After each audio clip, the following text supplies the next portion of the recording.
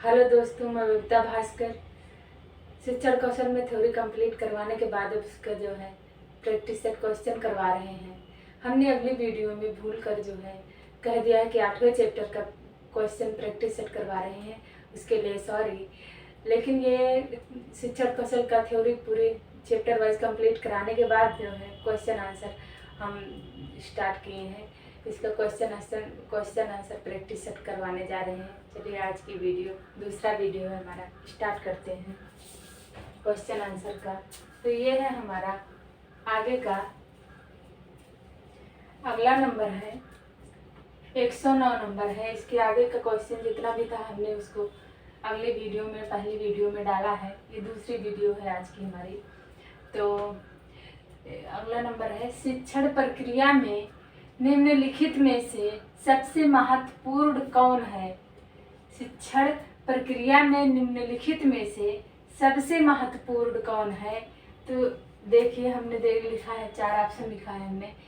अभिभावक, पहला अभिभावक है, दूसरा है राज्य सरकार, तीसरा है शिक्षक और चौथा है केंद्र सरकार।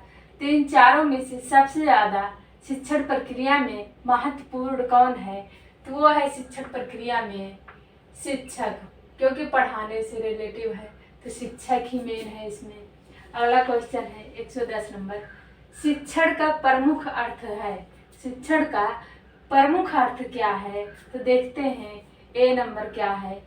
ए नंबर ऑप्शन मार्ग प्रदर्शन और सिखाना एवं क्रियाशीलता।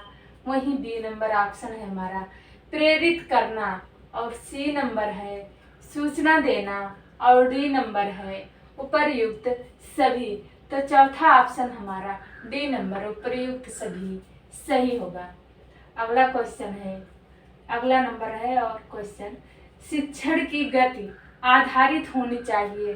शिक्षण की गति आधारित होनी चाहिए, वो होनी चाहिए छात्रों के सीखने की गति पर। शिक्षक छात्रों को उसी हिसाब से प्रशिक्षित करें, यानी कि पढ़ाए जिस हिसाब से बच्चे तेज गति से या धीमी गति से सीखने की उनकी स्पीड हो। अगला क्वेश्चन है शिक्षण को सीखने के संगठन के रूप में सर्वोत्तम प्रकार से परिभाषित किया जा सकता है। शिक्षण को सीखने के संगठन के रूप में सर्वोत्तम प्रकार से परिभाषित किया जा सकता है। यह परिभाषा किसकी है। तो यह परिभाषा है रायबर्न साहब की। हमने यहाँ पर आंसर लिखा है रायबर्न साहब की है। अगला क्वेश्चन है हमारा कक्षा शिक्षण तब तक अच्छा होता है जब कक्षा के सभी छात्र। कक्षा शिक्षण तब तक अच्छा होता है जब कक्षा के सभी छात्र आंसर देते हैं, प्रश्न पूछने एवं उत्तर देने में तत्पर हों। प्रश्न पूछने एवं उत्तर देने में तत्पर हों। कक्षा शिक्षण का तब तक अच्छा होता है कक्षा शिक्षण तभी जब बच्चे सक्रिय रूप से शिक्षण को ग्रहण करेंगे और प्रश्न के उत्तर के जवाब भी देंगे टीचर को, तभी कक्षा शिक्षण अच्छा होगा। कक्षा के छात्र भी पढ़ेंगे और रुचि लेंगे और शिक्षा ग्रहण करेंगे। आगे देखते हैं अगला क्वेश्चन है शिक्षण पुनर्बलन की आकस्मिकताओं का क्रम है। शिक्षण पुनर्बलन की आकस्मिकताओं का क्रम है। यह परिभाषा किसकी है। तो यह परिभाषा है हमारी B.F. स्किनर साहब की है। B.F. स्किनर का मानना था ये। अगला क्वेश्चन है शिक्षण का सर्वाधिक महत्वपूर्ण उद्देश्य है। शिक्षण का सर्वाधिक महत्वपूर्ण उद्देश्य है वो है उपयोगी ज्ञान प्रदान कर सर्वांगीण विकास करना। उपयोगी ज्ञान प्रदान करके उन बच्चों का सर्वांगीण विकास करना। अगला क्वेश्चन है, अगला क्वेश्चन नंबर है शिक्षण करते समय ध्यान रखना चाहिए। शिक्षण यानी कि बच्चों को पढ़ाते समय कौन सी बातें ध्यान रखनी चाहिए। बच्चों की रुचियों मानसिक स्तर का, कि किस टॉपिक पे बच्चे रुचि ले रहे हैं पढ़ाते वक्त, और उनके मानसिक स्तर क्या है कि वो किस गति के हिसाब से उस चीज को सीख पा रहे हैं कि नहीं पा रहे हैं। अगला क्वेश्चन है, शिक्षण का प्रमुख सिद्धांत है। शिक्षण का प्रमुख सिद्धांत है वो है उद्देश्य निर्धारण का सिद्धांत। शिक्षण का प्रमुख सिद्धांत क्या है, तो आंसर देखते हैं। उद्देश्य निर्धारण का सिद्धांत, मनोरंजन का सिद्धांत, क्रियाशीलता का सिद्धांत, या फिर उपर्युक्त सभी। तो हमारा उपर्युक्त सभी आंसर सही होता है। अगला क्वेश्चन है, शिक्षण का अधिगम आधारित विशिष्ट सिद्धांत है। शिक्षण का अधिगम आधारित विशिष्ट सिद्धांत क्या है, देखते हैं आंसर। आत्मीयता का सिद्धांत, ये है आत्मीयता का सिद्धांत। अगला क्वेश्चन है, आगे का क्वेश्चन, शिक्षण का मूलभूत सिद्धांत क्या है। शिक्षण का मूलभूत सिद्धांत क्या है, तो ये है आंसर हमारा क्रियाशीलता का सिद्धांत, आगमन विधि का सिद्धांत और अन्वेषण विधि का सिद्धांत। अन्वेषण का सिद्धांत, ये हमारे सभी ऑप्शन सही हैं। अगला क्वेश्चन है, जांच के किसी क्षेत्र में तथ्यों के बारे में, जांच के किसी क्षेत्र में तथ्यों के बारे में विचारों के क्रमबद्ध प्रस्तुतिकरण, विचारों के क्रमबद्ध प्रस्तुतिकरण शिक्षण सिद्धांत कहते हैं। यह परिभाषा किसने दी है, कि यह परिभाषा किसकी है या किसने दी है, तो दी है हमारी स्किनर साहब ने दिया है इस चीज को, इस परिभाषा को।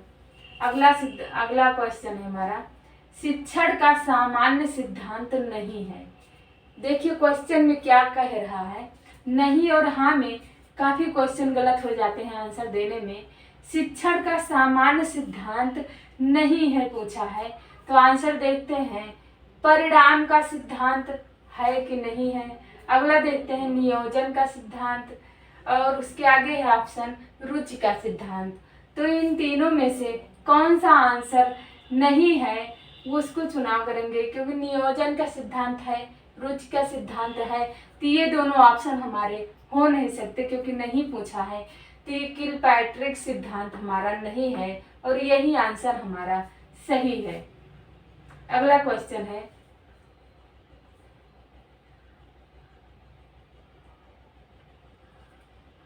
हाँ नहीं सॉरी, ऑप्शन हमने टिक दूसरे पे लगा दिया। ये परिणाम का सिद्धांत नहीं है, तो परिणाम का सिद्धांत हमारा जो नहीं है वही आंसर हमारा सही हो जाएगा। आगे का क्वेश्चन देखते हैं, योजना पद्धति का प्रतिपादन किया। योजना पद्धति का प्रतिपादन किसने किया या किसके द्वारा किया गया, तो ये है, चार ऑप्शन हमने लिखे हैं, किलपैट्रिक, जॉन डीवी, हर्बर्ट या फिर फ्राबल ने। तो हम इसमें क्या किया, योजना पद्धति के प्रतिपादन जो किए हैं ये किलपैट्रिक साहब ने किए हैं। ये तीनों ऑप्शन हमारे गलत है। अगला है क्वेश्चन, शिक्षा में पंचपदीय प्रणाली का प्रतिपादन किस विद्वान ने किया। शिक्षा में पंचपदीय प्रणाली का प्रतिपादन किस विद्वान ने किया, तो वो किए हैं हर्बर्ट साहब ने किए हैं।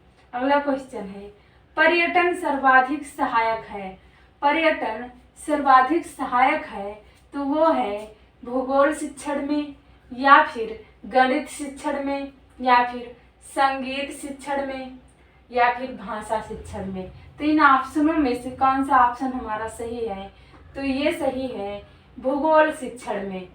पर्यटन सर्वाधिक सहायक है तो ये है भूगोल शिक्षण में, ऑप्शन हमारा ए वाला सही है। अगला क्वेश्चन देखते हैं, खेल पर आधारित शिक्षण विधि क्या है। खेल पर आधारित शिक्षण विधि क्या है, तो वो है हमारे चार ऑप्शन लिखे हैं हमने, देखिए कौन सा ऑप्शन सही होता है। किंडरगार्टन विधि, या फिर प्रयोग विधि, या फिर सामूहिक परिचर्चा विधि। इन तीनों में से कौन सा सही है, तो ये सही है किंडरगार्टन विधि सही है हमारा, और प्रयोग विधि, सामूहिक परिचर्चा विधि, ये दोनों ऑप्शन हमारे गलत होते हैं। तो किंडरगार्टन विधि हमारी सही है। अगला क्वेश्चन देखते हैं, प्रयोग प्रदर्शन विधि का गुण क्या है? प्रयोग प्रदर्शन विधि का गुण क्या है? तो आंसर देखते हैं हम अपना। ऑप्शन लिखे हैं हम 4, सक्रिय वातावरण, या फिर दूसरा है अस्थायी ज्ञान, तीसरा है मानसिक विकास में सहायक, और चौथा है उपरोक्त सभी। तो ये तीनों ऑप्शन हमारे सही हैं, तो इसका मतलब है डी वाला ऑप्शन हमारा सही है, जो कि उपरोक्त सभी है। अगला क्वेश्चन देखते हैं, कहानी कहने में क्रमबद्ध घटनाओं के, कहानी कहने में क्रमबद्ध घटनाओं के वर्णन पर ध्यान रखा जाता है, वर्णन पर ध्यान रखा जाता है। यह किस प्रकार की शिक्षण प्रविधि है? यह किस प्रकार की शिक्षण प्रविधि है? तो यह आंसर है हमारा वर्णन प्रविधि है, वर्णन प्रविधि है। अगला क्वेश्चन देखते हैं, इनमें से किस प्रविधि को प्राचीन विधि के रूप में माना जाता है? इनमें से किस विधि को प्राचीन के रूप में माना जाता है? तो आंसर देखते हैं हमारा, व्याख्यान विधि को प्राचीन के रूप में माना जाता है। अगला क्वेश्चन है, कहानी कथन विधि का प्रमुख गुण क्या है? कहानी कथन विधि का प्रमुख गुण क्या है? आंसर देखते हैं हम, मनोवैज्ञानिकता, या फिर सरलता, या फिर मनोरंजन, या फिर डी वाला ऑप्शन उपर्युक्त सभी। तो इसमें उपर्युक्त सभी आंसर हमारे सही हैं। अगला क्वेश्चन है 130 नंबर, प्रयोग प्रदर्शन विधि सर्वाधिक उपयोगी है। प्रयोग प्रदर्शन विधि सर्वाधिक उपयोगी है, तो यह आंसर है हमारा इसमें, विज्ञान शिक्षण में प्रयोग प्रविधि सर्वाधिक उपयोगी है, तो ये है विज्ञान शिक्षण विषय में। सूक्ष्म अवलोकन एवं निरीक्षण शक्ति के विकास में सहायक, सूक्ष्म अवलोकन एवं निरीक्षण शक्ति के विकास में सहायक शिक्षण प्रविधि है, तो ये है आंसर हमारा पर्यटन विधि। अगला नंबर है क्वेश्चन का, प्राचीन कालीन शिक्षण विधियां थी। प्राचीन कालीन जो शिक्षण विधियां थी वो किस पर केंद्रित थी? तो वो थी शिक्षक केंद्रित थी, और जो अब की शिक्षण विधियां हैं वो हैं बाल केंद्रित। अगला है क्वेश्चन, शिक्षण को सुव्यवस्थित एवं प्रभावपूर्ण बनाने का माध्यम है। शिक्षण को सुव्यवस्थित एवं प्रभावपूर्ण बनाने का क्या माध्यम है? देखते हैं, आंसर है हमारा शिक्षण विधियां। अगला क्वेश्चन है, क्वेश्चन का बाल केंद्रित शिक्षण का उद्देश्य है। बाल केंद्रित शिक्षण का क्या उद्देश्य है? आंसर देखते हैं, बालक का शारीरिक विकास, मानसिक विकास तथा बालक का चहुमुखी विकास। ये ऑप्शन सारे सही हैं, तो हमारा ऑप्शन बी सही है, ये सभी। अगला क्वेश्चन है, शिक्षक केंद्रित शिक्षण में बालक को अवसर नहीं मिलता है। शिक्षक केंद्रित शिक्षण में बालक को कैसा अवसर नहीं मिलता है? आंसर देखते हैं अपना, आत्म अभिव्यक्ति का, आत्मविश्वास का, क्षमता प्रदर्शन का। ये सभी डी ऑप्शन हमारा सही है, ये सभी ऑप्शन सही है, इसलिए डी वाला सही है आंसर। अगला क्वेश्चन है, बचाव निदान का उच्चतम स्तर है। यह कथन किसका है? बचाव निदान का उच्चतम स्तर है, यह कथन किसका है? तो यह कथन राज साहब का है। अगला क्वेश्चन है, क्रियात्मक शिक्षण विधि का अर्थ क्या है? क्रियात्मक शिक्षण विधि का क्या अर्थ है? देखते हैं आंसर, छात्र का अपनी स्वयं की क्रिया के द्वारा ज्ञान प्राप्त करना।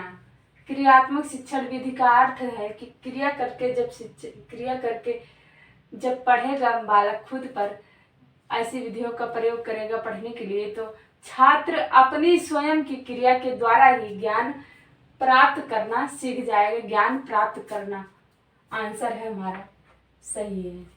अगला क्वेश्चन है, बच्चों के कदम ताल करवाना। बच्चों को कदम ताल कराना, हाथ ऊपर नीचे कराना तथा दाएं बाएं के लिए कहना, ये गतिविधियां हैं। ये गतिविधियां क्या कहलाती हैं? ये गतिविधियां शारीरिक गतिविधि कहलाती है। अगला क्वेश्चन है, शिक्षा जीवन की आवश्यकता है। शिक्षा जीवन की आवश्यकता है, यह कथन किसका है? तो यह कथन है जॉन डेवी साहब का। जॉन डेवी साहब का है। अगला क्वेश्चन देखते हैं, उपचारात्मक शिक्षण का प्रमुख कार्य क्या है? उपचारात्मक शिक्षण का प्रमुख कार्य क्या है? तो आंसर है हमारा दोषपूर्ण अध्ययन एवं अध्यापन के प्रभाव को दूर करना। दोषपूर्ण अध्ययन एवं अध्यापन के प्रभाव को दूर करना। अगला क्वेश्चन है, क्रियात्मक एवं गतिविधि आधारित शिक्षण। क्रियात्मक एवं गतिविधि आधारित शिक्षण उपागम का प्रवर्तक माना जाता है। किसको माना जाता है? तो आंसर है हमारा रूसो साहब को माना जाता है। अगला क्वेश्चन है, क्रियात्मक आधारित शिक्षण क्रियाएं। क्रियात्मक आधारित शिक्षण क्रियाएं संबंधित होती हैं। आंसर देखते हैं इसमें, अनुभव प्राप्ति से, ज्ञान प्राप्ति से, ज्ञान प्रदान करके अथवा ये सभी। तो हमारा ये सभी वाला ऑप्शन सही है। अगला क्वेश्चन देखते हैं, सहगामी शिक्षण का आशय। सहगामी शिक्षण का आशय उस शिक्षण प्रक्रिया से है जिसमें शिक्षक एवं शिक्षार्थी की पूर्ण सहभागिता निश्चित होती है। पूर्ण सहभागिता निश्चित होती है तथा सहभागिता द्वारा ही शिक्षण प्रक्रिया प्रभावशाली एवं उद्देश्यपूर्ण बनती है। सहभागी शिक्षण की यह परिभाषा किसने दी है? सहभागी शिक्षण की यह परिभाषा किसने दी है? तो आंसर देखते हैं, प्रोफेसर एस.के. दुबे ने दिया है। अगला क्वेश्चन है, उपचारात्मक शिक्षण की प्रक्रिया का प्रमुख पद है। उपचारात्मक शिक्षण की प्रक्रिया का प्रमुख पद जो है वो है, ऑप्शन लिखे हैं हम यहाँ पर 4, देखते हैं, वर्गीकरण, दूसरा है कठिनाई की जानकारी, तीसरा है पिछड़ेपन का कारण और चौथा डी नंबर है ये सभी। तो हमारा ये सभी ऑप्शन सही होता है, डी नंबर। अगला क्वेश्चन देखते हैं, एक अध्यापक द्वारा बहुत सी कक्षाओं को एक साथ पढ़ाना क्या कहलाता है? तो वो कहलाता है, आंसर है हमारा बहुकक्षा शिक्षण कहलाता है। बहुकक्षा शिक्षण विभिन्न स्तर के छात्रों को एक साथ पढ़ाना कहलाता है वो बहुस्तरीय शिक्षण। अगला क्वेश्चन है, किंडरगार्टन शिक्षण पद्धति के जन्मदाता हैं। किंडरगार्टन शिक्षण पद्धति के जन्मदाता जो हैं वो हैं वैज्ञानिक फ्रॉबेल साहब ने। अगला क्वेश्चन है, शिक्षण विधियां आधारित होती हैं। शिक्षण विधियां किस पर आधारित होती हैं? तो वो होती हैं गतिविधियों पर आधारित। अगला क्वेश्चन है, शिक्षा से विहीन हम किसके समान हैं? यानी कि बिना शिक्षा के हमारा जीवन कैसा होगा? पशुओं के तरह होगा, यानी कि पशुओं के समान होगा। अगला क्वेश्चन है, शिक्षा शब्द का प्रयोग साधारणतः शिक्षा शब्द का प्रयोग साधारणतः निम्नलिखित अर्थों में किया जाता है। निम्नलिखित अर्थों में किया जाता है तो वो है हमारा, यहाँ पर ऑप्शन लिखे हैं, संकुचित अर्थ, दूसरा है व्यापक अर्थ, और तीसरा शिक्षा का वास्तविक अर्थ। यहाँ पर डी वाला ऑप्शन हमारा सही है, ये सभी वाला। वह कौन सी कड़ी है जो व्यक्ति के जीवन को समाज राष्ट्र के जीवन से जोड़ती है? वह कौन सी कड़ी है जो व्यक्ति के जीवन को समाज और राष्ट्र के जीवन से जोड़ती है? तो आंसर है हमारा शिक्षा। शिक्षा जो है समाज और राष्ट्र के जीवन से जोड़ती है। अगला क्वेश्चन है, बालक को स्कूल में एक निश्चित योजना के अनुरूप, बालक को स्कूल में एक निश्चित योजना के अनुरूप शिक्षा देना, यह शिक्षा का कौन सा अर्थ है? तो यह शिक्षा का संकुचित अर्थ है, आंसर हमारा है ये। अगला क्वेश्चन है, एडम्स ने शिक्षा को बताया है, एडम्स ने शिक्षा को क्या बताया है? तो एडम्स ने शिक्षा को द्विमुखी प्रक्रिया बताया है, द्विमुखी प्रक्रिया बताया है एडम्स ने। अगला क्वेश्चन है, शिक्षा से मेरा अभिप्राय है बालक और मनुष्य के शरीर, बालक और मनुष्य के शरीर, मस्तिष्क एवं आत्मा में पाए जाने वाले सर्वोत्तम गुणों का चतुर्मुखी विकास। शिक्षा की यह परिभाषा किसने दी है? तो यह परिभाषा जो दिए हैं महात्मा गांधी जी ने दिए हैं। इसके आगे अगला क्वेश्चन, पत्राचार शिक्षा या खुली शिक्षा, शिक्षा का कौन सा स्वरूप है? पत्राचार शिक्षा या खुली शिक्षा, शिक्षा का कौन सा रूप है? तो वो है निरौपचारिक शिक्षा, आंसर है हमारा निरौपचारिक शिक्षा। अच्छा, यहाँ पर कुछ पॉइंट हमने लिखा है, 2 पॉइंट। तो पहला है ये, शिक्षा मनुष्य के जीवन में चलती है, तो शिक्षा जो है मनुष्य के जीवन में जीवन पर्यंत चलती रहती है। अगला पॉइंट है, निम्न में से कौन सा शिक्षण सूत्र नहीं है? निम्न में से कौन सा शिक्षण सूत्र नहीं है? तो वो है मृत से जीवित की ओर, मृत से जीवित की ओर। अगला क्वेश्चन देखते हैं अपना, ये हो गया, धार्मिक संस्थाओं से प्राप्त शिक्षा कहलाती है, धार्मिक संस्थाओं से प्राप्त जो शिक्षा कहलाती है वो क्या कहलाती है?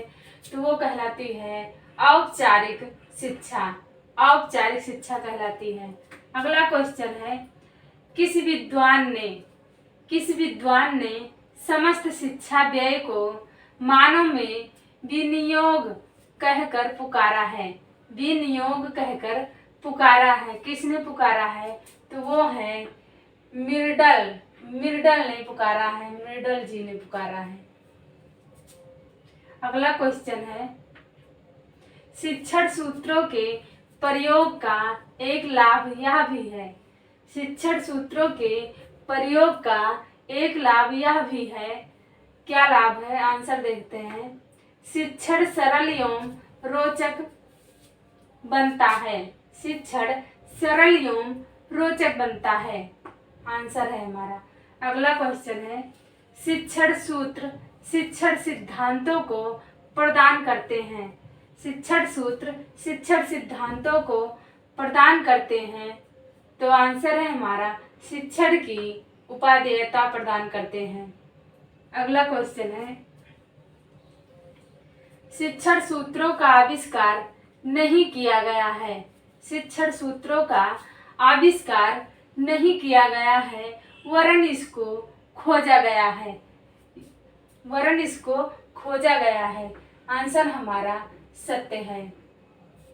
अगला क्वेश्चन है, शिक्षण को पूर्व ज्ञान पर ही, शिक्षण को पूर्व ज्ञान पर ही नए ज्ञान को आधारित करना चाहिए, शिक्षण को पूर्व ज्ञान पर ही नए ज्ञान को आधारित करना चाहिए, यह वाक्य किस शिक्षण सूत्र की ओर संकेत करता है? यह वाक्य किस शिक्षण सूत्र की ओर संकेत करता है? तो आंसर है हमारा ज्ञात से अज्ञात की ओर। अगला क्वेश्चन है, मस्तिष्क की जानी हुई बात पसंद होती है। मस्तिष्क की जानी हुई बात पसंद होती है और इस पसंद का उन सब बातों तक जिनका उनसे संबंध स्थापित किया जा सकता है स्वयं ही विस्तार हो जाता है। यह किसने लिखा है? यह किसने लिखा है? तो यह हर्बर्ट स्पेंसर साहब ने लिखा है इस चीज को। अगला क्वेश्चन है, बालक को पूरी बात बताने के बाद ही उसके भागों को बताइए। किस शिक्षण सूत्र का संकेत देता है? किस शिक्षण सूत्र का संकेत देता है? तो आंसर है हमारा पूर्ण से अंश की ओर। पूर्ण से अंश की ओर। अगला क्वेश्चन है, बालक के अविकसित मस्तिष्क में निश्चित विचारों को भरने के प्रयास का परिणाम केवल शाब्दिक बातें बताना हो सकता है। यह किसका कथन है? यह किसका कथन है? यह आंसर है हमारा रेमांड जी का कथन है। अगला क्वेश्चन है, बालक को शिक्षा देने की दो विधियां हैं। बालक को शिक्षा देने की दो विधियां हैं। पहली है मनोवैज्ञानिक तथा दूसरी भरनी है, यहाँ पर डाट करके क्वेश्चन मार्क लगा है, तो यहाँ पर उसका आंसर है दूसरा वाला क्रमबद्ध आंसर है हमारा। अगला नंबर क्वेश्चन देखते हैं अपना। ये है, प्रारंभ में छात्रों के समक्ष कोई सामान्य नियम। प्रारंभ में छात्रों के समक्ष कोई सामान्य नियम या सिद्धांत रखकर फिर उदाहरणों द्वारा स्पष्टीकरण किसमें किया जाता है? तो किया जाता है, हमारा आंसर है निगमन विधि में। अगला क्वेश्चन है, प्रत्येक मनुष्य की शिक्षा का सर्वोत्तम भाग वही है जो उसने स्वयं प्राप्त किया है। यह आंसर हमारा सत्य है। शिक्षण सूत्रों के प्रयोग से शिक्षण प्रक्रिया में निम्नलिखित लाभ होता है। तो इसमें हमने ऑप्शन लिखा है, शिक्षण गुणवत्ता में वृद्धि, या फिर सुचारू रूप से शिक्षण, या फिर पथ प्रदर्शन में सहायक, या फिर उपर्युक्त। तो डी नंबर आंसर हमारा सही है, उपर्युक्त। अगला क्वेश्चन है, शिक्षण युक्तियों के प्रकार हैं। शिक्षण युक्तियों के प्रकार हैं, तो आंसर देखते हैं अपना, व्याख्यान या फिर अभिनय, उसके आगे ऑप्शन है स्पष्टीकरण, या फिर अगला ऑप्शन है ये सभी। तो ये सभी ऑप्शन हमारा डी वाला सही है। अगला क्वेश्चन है, क्रिया वाली कहानियां सब आयु के बालकों को अच्छी लगती है। क्रिया वाली कहानियां सब आयु के बालकों को अच्छी लगती हैं क्योंकि उन्हें क्रियाओं में आनंद आता है। यह कथन किसका है? यह कथन किसका है? तो आंसर देखते हैं अपना, यह है भाटिया साहब का। अगला क्वेश्चन है, व्याख्यान का क्या अर्थ है? व्याख्यान का क्या अर्थ है? आंसर देखते हैं, पाठ को भाषण के रूप में लिखना ही व्याख्यान का अर्थ कहलाता है। बालकों के विद्यालय वातावरण में कौन सा विषय नहीं है? कौन सा विषय नहीं है? तो यहाँ पर 4 ऑप्शन लिखे हैं, देखते हैं कौन सा विषय नहीं है। पहला ऑप्शन है पुस्तकें, दूसरा है मानचित्र, तीसरा है रेखा चित्र। तो ये सब तो बालकों के वातावरण में विषय हैं, बल्कि जो नहीं है वो है पशु पक्षी, ये कोई विषय नहीं है।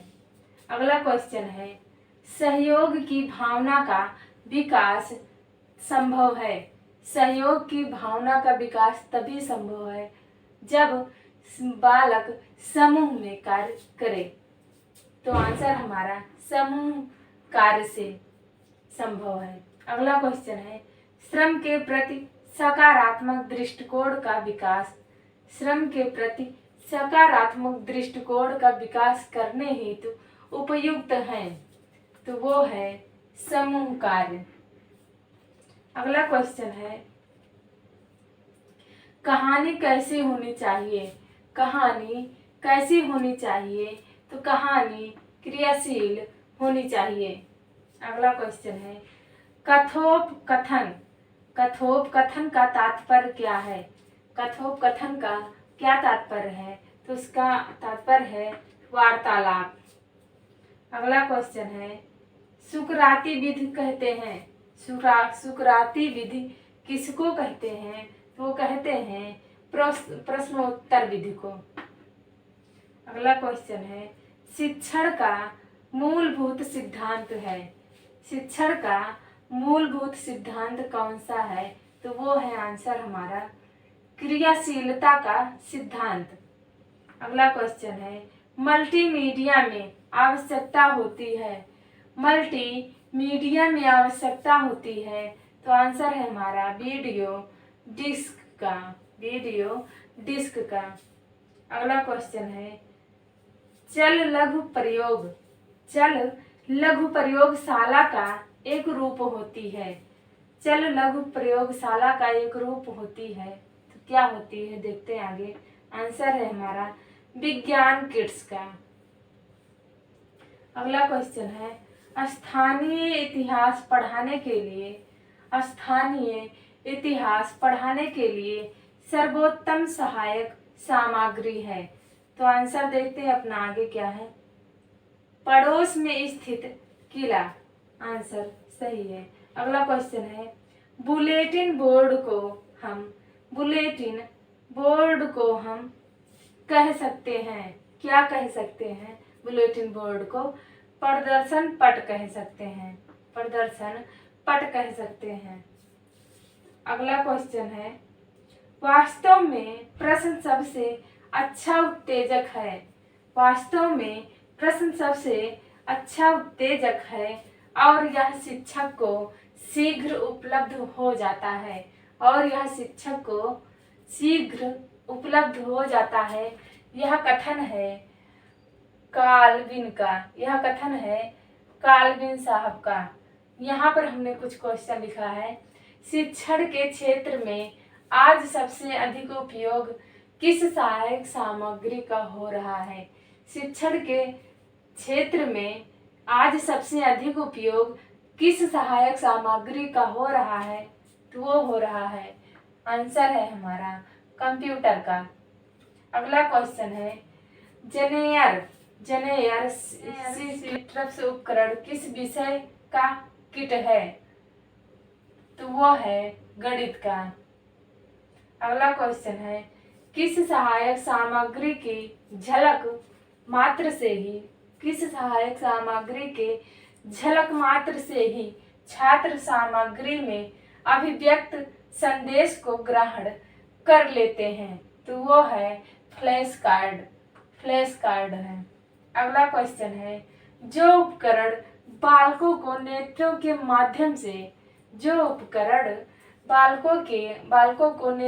माध्यम से विचारों व अनुभवों को प्राप्त करने में सहायता देते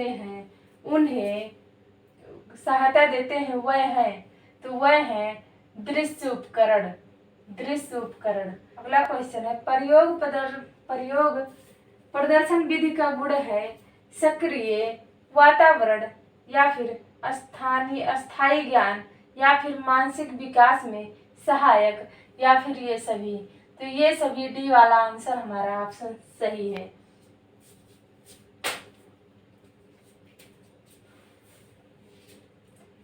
तो दोस्तों आज का प्रश्नोत्तर हमारा आज का वीडियो यहीं पर समाप्त होता है। क्वेश्चन आंसर का। आप लोगों का बहुत बहुत धन्यवाद।